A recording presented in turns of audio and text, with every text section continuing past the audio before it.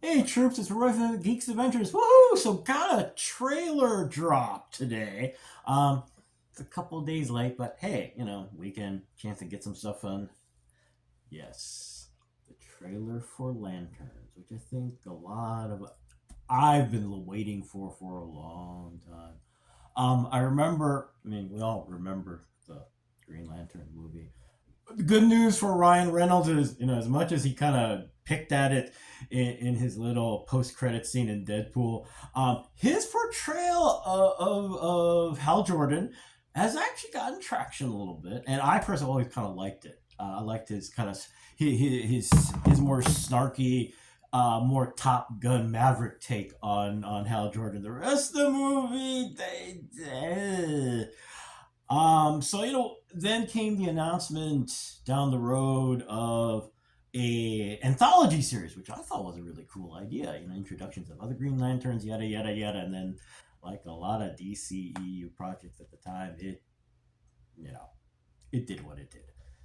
Then came Lanterns, um, and of course, at the time, as they started to develop the project, yada yada yada, they kept bringing up, of course, True Detective and saying, "Oh, it's going to have a more dark, True Detective take on things." And my reaction was, "Well, that's kind of a marketing thing to say because it gives you some sense of branding, yada yada yada." And I just kind of took it as whatever. Well, after this trailer, they aren't kidding. You start with a cast of Kyle Chandler and Aaron Pierre as you got Hal Jordan and you got John Stewart, and it's funny to watch because traditionally traditionally it's been Hal Jordan's kind of almost like the John Glenn heroic. That's the way a lot of folks from my age and older has seen Hal portrayed. That's not this Hal Jordan. He's very burned out. He's kind of wild eyed. And on the flip side, you got John Stewart, who is the hotshot, straight as an arrow, GL in training, who's kind of sick and tired of getting treated like the substitute by the grizzled old veteran who knows everything, and is looking, going, dude, lighten up. What's going on? One of the things that just kind of really struck me with this trailer, which I don't know how many people brought this up or not, but the soundtrack in the background, it is Bruce Springsteen's State Trooper. It sounds like it's a remix of his song from the album Nebraska. And you're going, so? Nebraska is very well known. It's considered one of his seminal pieces of work. The entire album is this dark portrayal of America in the 80s, which can be used as an example of, some things never change because now it's still relevant, but that's another thing entirely. It's a dark, disturbing track from first person as someone talking about someone driving in a car, like at 2 a.m, being haunted by all these things, and literally pleading for a state trooper to stop them. Hint, hint. I'm sure one clink. Part of the fun, when word of the story arc first started, my reaction was, what? You got two Green Lanterns. They're amongst the most powerful comic book characters. Period. Wielding one of the mightiest weapons in fiction.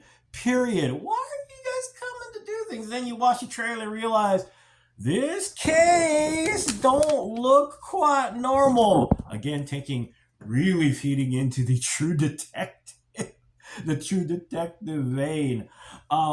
You see these explosions, the burned out spots. One of the lines I love is when These guys run into the sheriff of the town that they've come in, that they've been assigned to investigate. And the sheriff, she's kind of got that general feeling of not wanting these guys around. And part of the tropes in stories like this is, the local cop doesn't want, you guys don't know these people here, yada, yada, yada, yada. Why are you here? Da, da, da. There's all this territorial feeling and all sorts of other stuff going on. I love Kyle Chandler's lines because John goes on, she hates you. And here's the thing is his retort is, it's the way she hates me. And it's like, oh. Also another trope that, hey, there's the obvious level, but there's something else above that. Or below that, I guess. Either way. But yeah, from there, it's fun to see that now we're starting to get the little bits and pieces and hints of, there's a lot more going on than we suspected. Now, as far as the whole, it's called Lanterns for a reason. We do briefly get to see a lantern suit. Now, there's been a lot of talk about the suit. Oh, it looks kind of lame, whatever, da da da da da. I think this is a good time to remind ourselves that this is a trailer. It's a teaser. What the uniform means could be anything. What kind of really caught me though was the lantern. I didn't realize that there's that one shot where I think it's John carrying the this thing that looked like a fancified Coleman lantern, and then people going, wait a minute, that's a Green Lantern, and me going, that is a Green Lantern. If you freeze frame the shot, look inside. What's in it? In the actually in the mythology, in canon comics, everything, even in the movie in general, it's an artifact. It's a techie artifact thing. There's something in there. At least it looks like. Now I could be wrong. I could just be overreading into things. Not that we would ever overread into a trailer. It looks like there's a tentacle thing in there. Now, like I said, I could be wrong, and my apologies if I am, and I'm just. But is there something in there? Just saying. All right. And actually, the other thing I like too is that I've heard some people mention about special effects, and it's like, this is in post right now. It's not releasing until August, so a lot of the really cool things they're still pumping out. I like the shot of Kyle Chandler flying. Just because it is a simple, it's reminiscent of even in Man of Steel. Actually, when he flies, it's not a big deal. It's just something he does, and that, for me, that kind of adds a little extra oomph. That it's just something he does. It's not a big deal for the character. It's just a big deal for us. So the tons of stuff. Oh, darn it! I thought I had an extra thing in here. Actually, I did. Where did it go? Oh, there it is. Sorry. One of the fun references in the trailer is the one at the end where Aaron Pierre is talking with Kyle in the car about the Green Lanterns and stuff. And Kyle goes, I'm the only human. One of them's a squirrel. I love the chip reference.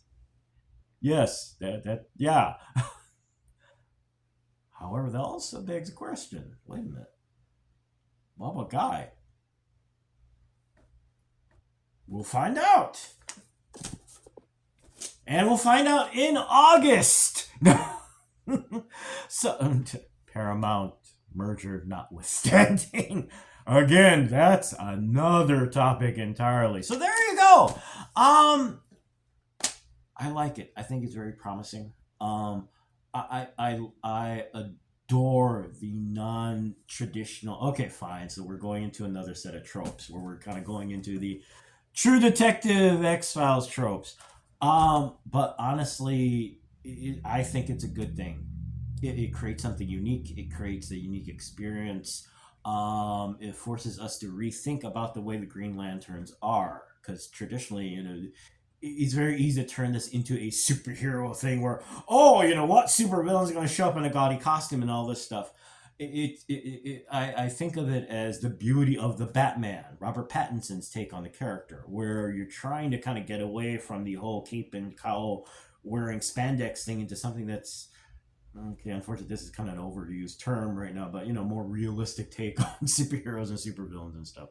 But also, it adds a nice twist on the story. Again, this case is not all that it seems, and it makes it more fun. It gives you something different. The expectations are flipped and gives you something to actually look forward to, as opposed to kind of going down the checklist of what a superhero, supervillain, spacey kind of story should be. So, yeah, I'm hopeful. So yeah, hey, August, people. Anyway, I gotta go because it's a Sunday, yada, yada, yada, and it's at 10 minutes already. So, hey, hey, y'all take care. May the force be with you. May the odds be in your favor. And as always, most importantly, be good to each other, okay, peeps? Y'all take care. Peace. Bye.